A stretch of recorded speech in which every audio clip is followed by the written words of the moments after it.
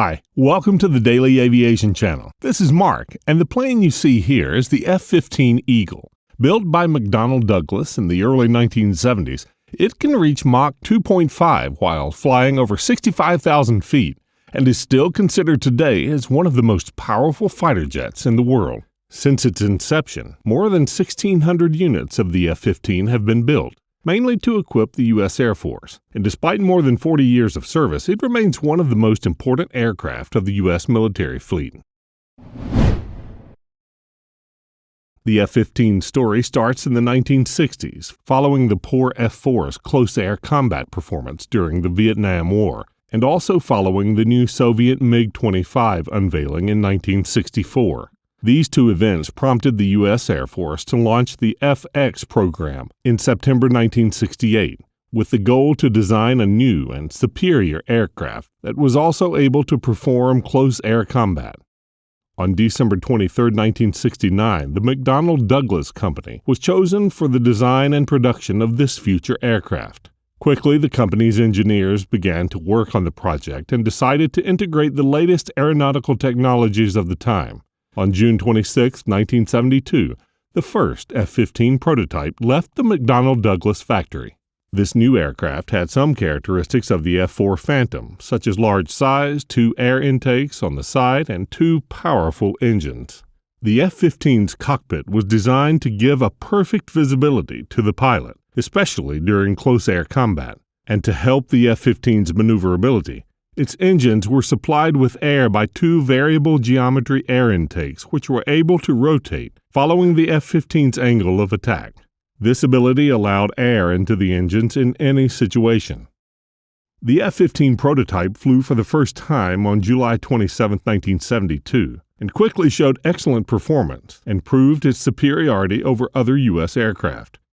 In fact, it was so effective that the U.S. Air Force hastily put it into service within its Tactical Air Command in 1974, only 2 years after the F-15's first flight. This marked the beginning of a long military career. Some years later, in the 1980s, the U.S. Air Force and NASA developed a variant of the F-15 Eagle to improve its short takeoff and landing capabilities, as well as its maneuverability capabilities. First called the F-15 Stoke, then the F-15 IFCS, this variant was equipped with a 2-dimensional nozzle system that significantly improved the aircraft's maneuverability, as well as a canyon design, which improved the F-15's ability to fly at low speeds and high angles of attack. This prototype also helped develop the F-15E Strike Eagle, a derivative version of the F-15 Eagle optimized for ground attack, and it entered service within the U.S. Air Force in April 1988. Another great use of the F-15 occurred during the Cold War. At this time, the emergence of enemy spy satellites highlighted the need to be able to destroy these satellites if needed. To this end, in the late 1970s, the U.S. developed the ASAT ASM-135. This system used the F-15's incredible ability to fly vertically at high altitudes to launch a multi-stage anti-satellite missile. But after only one real shot against the Solwind satellite in 1985, the program was abandoned in 1988, mainly for political reasons.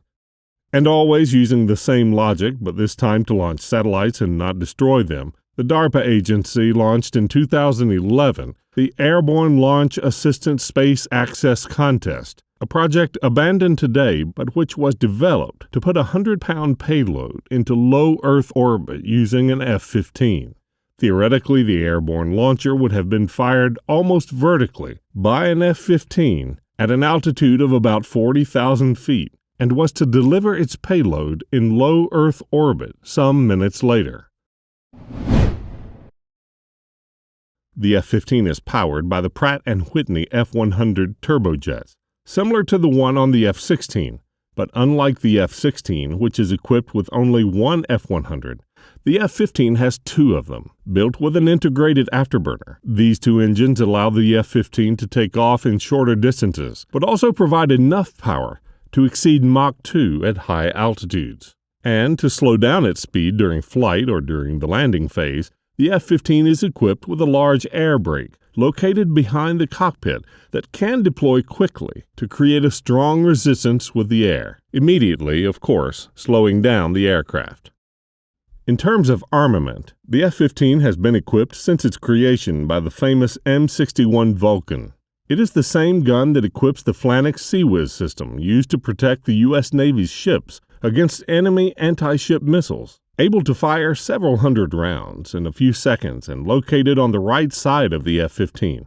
This gun is capable of destroying with a few shots a target situated several hundred feet from the aircraft, a formidable firepower that goes perfectly with the F-15's extraordinary capabilities.